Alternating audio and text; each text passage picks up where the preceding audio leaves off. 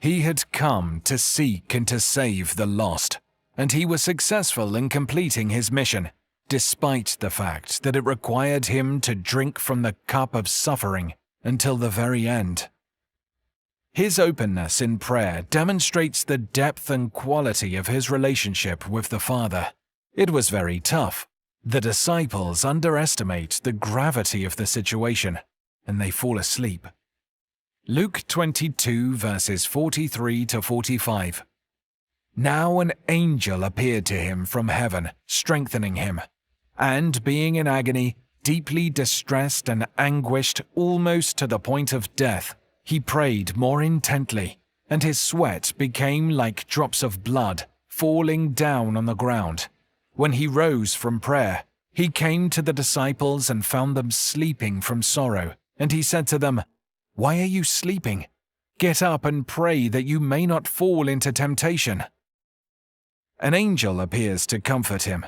The significance of the angelic appearance is that it demonstrates heaven's willingness to stand by Jesus as he faces his calling. As he faces rejection and death, Jesus lays his burdens before God. This is a very human portrait of Jesus as he faces his death with a range of emotions. Luke's portrait of Jesus does not conceal his divinity. He portrays Jesus as someone who can relate to our flaws and traumas. Hebrews 4, verse 15, Amplified Bible.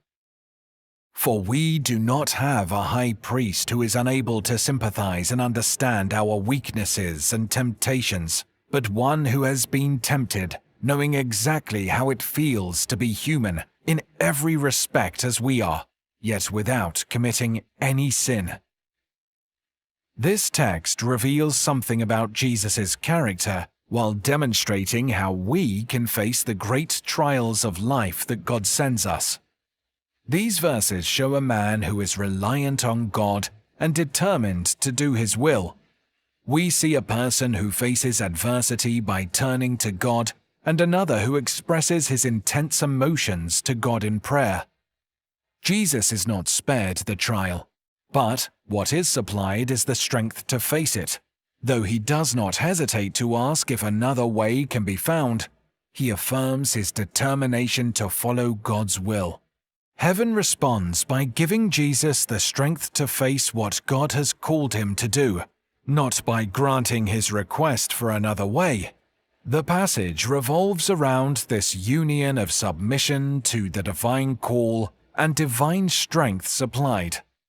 This passage reveals exemplary points about Jesus' character as he faces the cross trial. In prayer, Jesus expresses both his pain and his need to God. His custom of communicating with God is unaffected by the unusual events that occur in his life. We frequently neglect to go to God with our needs when we are the busiest. Trials frequently bring us to our knees, but the hectic pace of life frequently keeps us on the move and prevents us from praying. That is not true of Jesus. His pattern reminds us that prayer is essential even in the midst of chaos. And his prayer is not just to check in, it is full of honesty, emotion, and pain. True prayer necessitates effort. Too often, rather than laboring in prayer, we bow our heads, close our eyes, and let our minds wander. In prayer, Jesus demonstrates honesty and humility. He sincerely hopes that God will not force him to go through what is ahead of him, and shares this openly, but he is even more committed to doing God's will. The prayer, while distinct from the laments in Psalms, is similar in that the petitioners also expressed their deepest emotions and pain to God. The private confrontation that occurs in prayer frequently produces the solace we require to take our next steps while holding God's hand. Furthermore, prayer is not a haphazard activity. As he seeks God in the midst of his situation, Jesus prays with his entire being. He even sweats blood drops. Jesus can walk with God because he seeks God on a regular basis. It is interesting that Luke, a physician, would bring up this unusual medical condition. Hematidrosis is a rare condition. The current understanding is that when someone is stressed, tiny capillaries within sweat glands rupture, allowing blood to mix with sweat. As explained by Dr. Frederick Zugerby, around the sweat glands there are multiple blood vessels in a net-like form.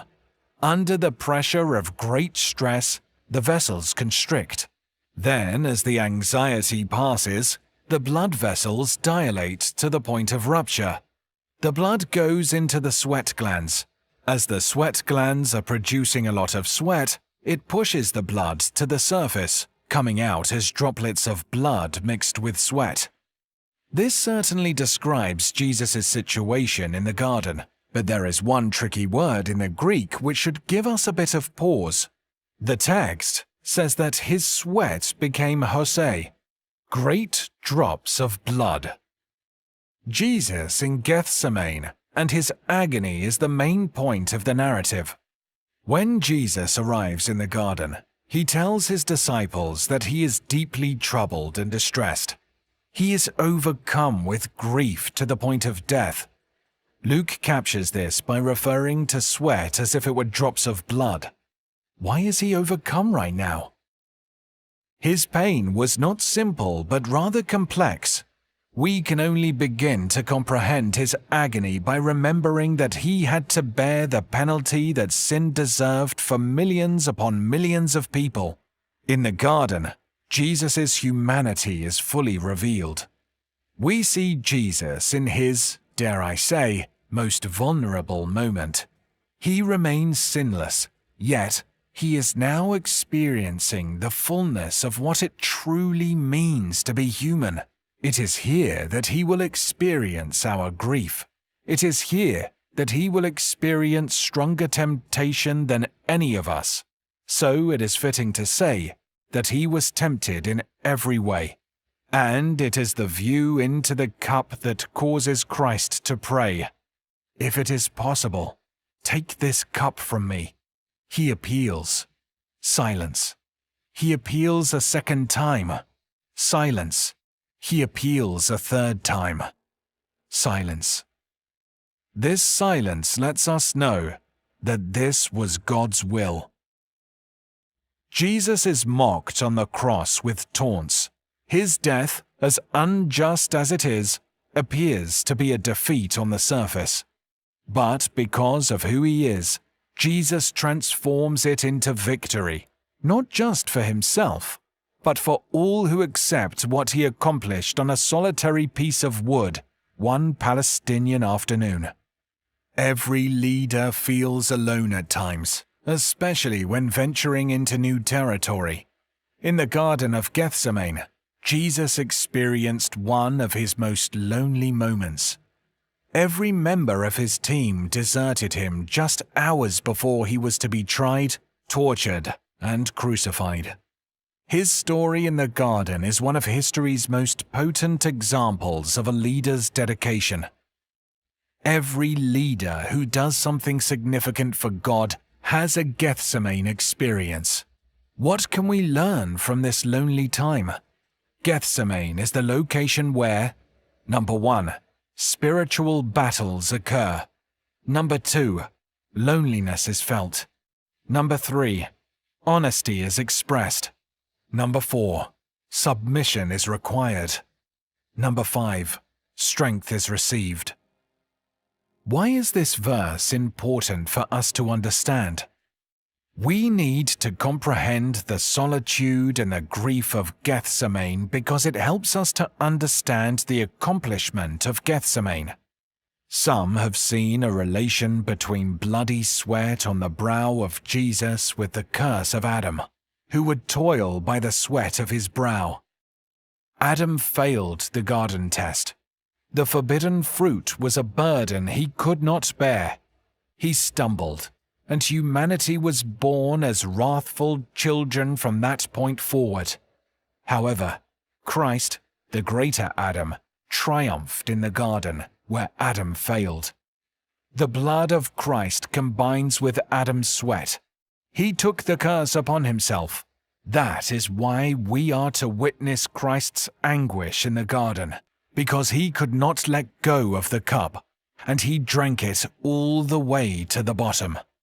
It means that there will be no more wrath directed at those united to Christ. He drank it instead of us. If he drinks it all, there will be none left for us. Yes, this was accomplished at Golgotha, but the obedience demonstrated in Gethsemane was also instrumental in removing the curse from us. His complete compliance at this time has been transferred to our account. This also lets us know that Jesus understands how it feels to be alone. He comprehends pain. He understands pain. We express our distress to him. He comprehends. He has faced more temptation than any of us will ever face. He willingly and knowingly looked into the cup and drank it to the last drop. We can entrust our pain to him. Have you ever had doubts about God's love for you? Take a look at the Garden of Gethsemane. You can see the Son of God sweating profusely, like drops of blood, or perhaps sweat mixed with blood. And you can see his determination to not only obey the Father, but to obey the Father in redeeming humanity. He drank from the cup in your honor. Look no further than the Father's silence. There was no other way to redeem humanity because his wrath would be poured out on his Son. Allow the logic of Romans 8 verse 32 to motivate you. He who did not spare his own Son, but gave him up for us all, how will he not also, along with him, graciously give us all things? If God had not been committed to your redemption, he would have let that cup pass from Jesus in the garden and transferred it to us instead. He would have let humanity be swallowed up by his wrath while preserving his Son. He, however, did not. Not only because he loves us, but also because this is who God is.